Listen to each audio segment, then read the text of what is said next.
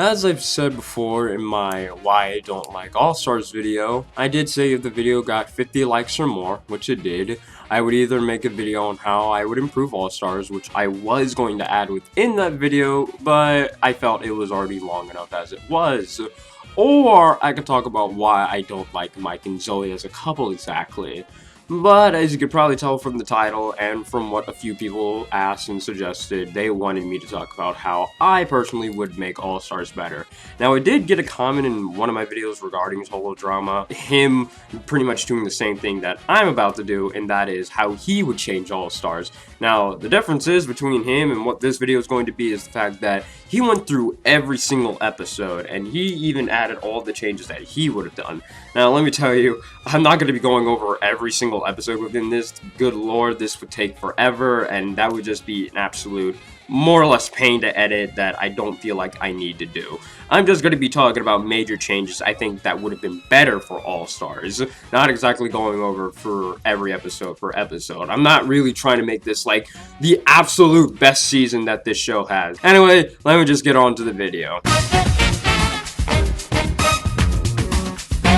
First things first that I would change within this season's is the teams themselves. The whole heroes versus villain concept could have been interesting, but it was just handled badly, especially with the whole, oh, you did one thing heroic or evil, you better switch teams just because. Instead of having that jumbled mess, what would have been better is to have Classic Cast versus Revenge Cast.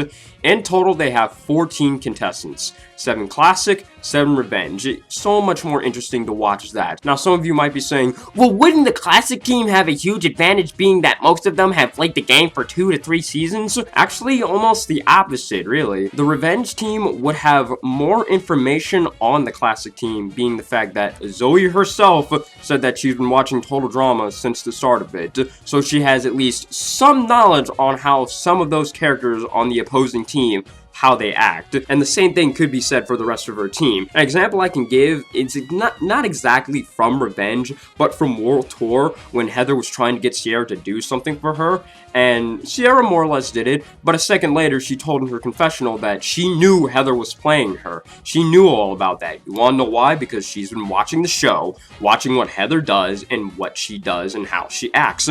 So, when you have all of your business and basically how you already act on television for everyone to see over and over again through the internet as well, you have a slight disadvantage. If there's one other thing that I could add to this is that a little motto that I go by, or just a saying I do, is that the strongest swordsman does not fear the second strongest swordsman, or even the third strongest swordsman. He fears the random amateur. You wanna know why? Because he has no idea on what that person can do.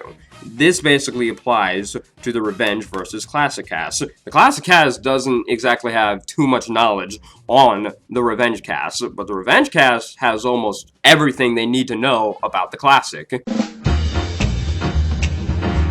It has been said that the following characters were supposed to be in All-Stars: Owen, Cody, Brick, and Anne-Marie, but due to whatever reasons they had, they didn't make it into the final cut. Oh well. But I believe they should just not have exactly been added, but switched out for some characters that are already within this season. It would make it a lot better to switch the characters than adding them to make a bigger cast, because if you can clearly see, even with the formula that I am going for, you can tell that a handful of the characters within this season are season winners and or runner-ups, depending on the ending you prefer for a season.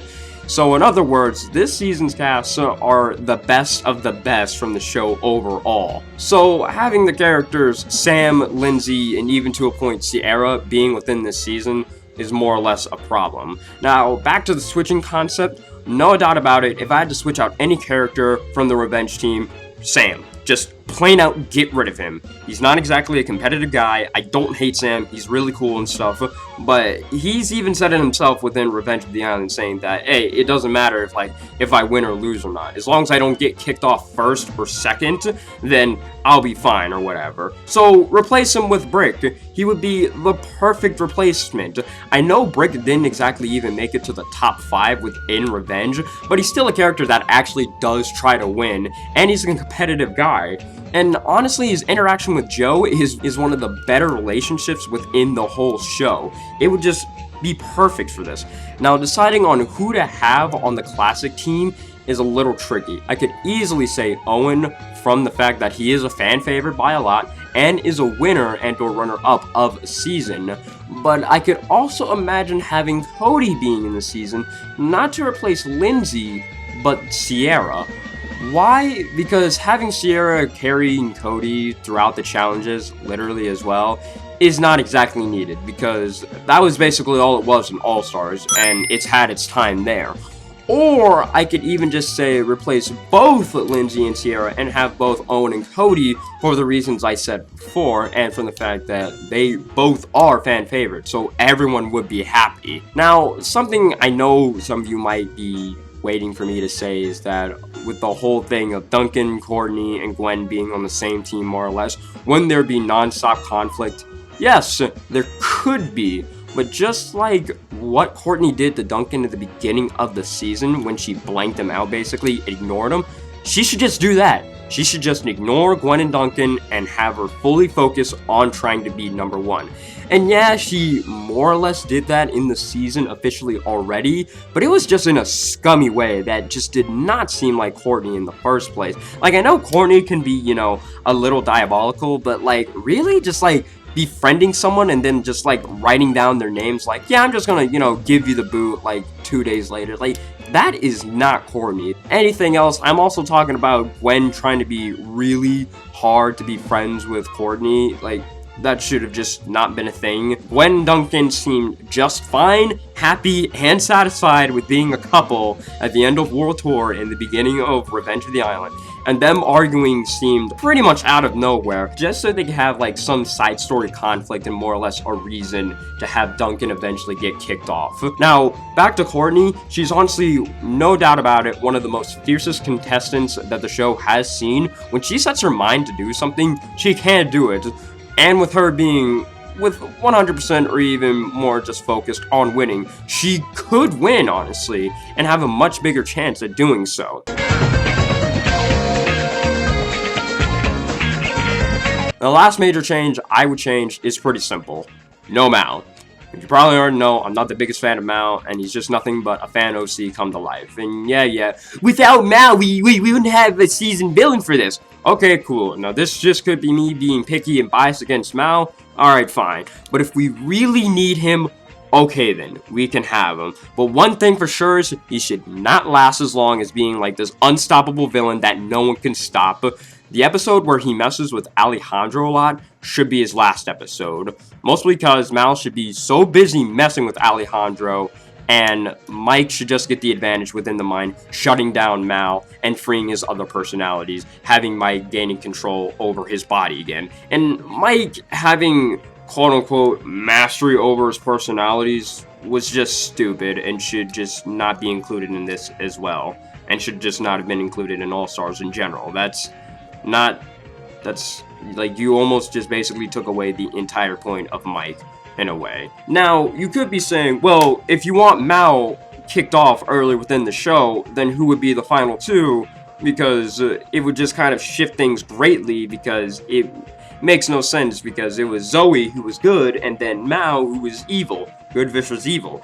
Now, since I don't want to have complete full control of this, I want you to decide on who would be a better final two. Now, I'm not saying that Mike and Zoe can't be the final two within the season. They could overall be the final two. It's just that Mal can't be within it. So, in the comments below, let me know what who you think would be a good final two. Me personally, I wouldn't choose characters who were already characters that were in the final two within a season, so I wouldn't choose Heather or Owen or, Duncan and Gwen or anything like that, because they've, in a way, technically already won a season.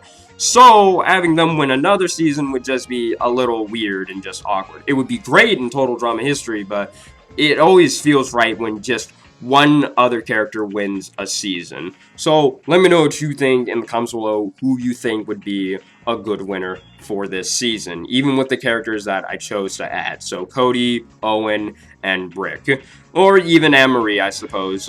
On the comments below. If this video does get up to 50 likes, I will possibly make a top 10 favorite characters list for Total Drama, or just go back to the thing of why I don't like Mike and Zoe being a couple and why I just don't think they're exactly the best one within the series. So 50 likes or more, I'll do that. You guys also get to choose and all that stuff. Let me know what you think. Patreon, fan art, Twitter, email, all that stuff in the description below. Have a great day, have a great night, and everything else you know what to do. Bye.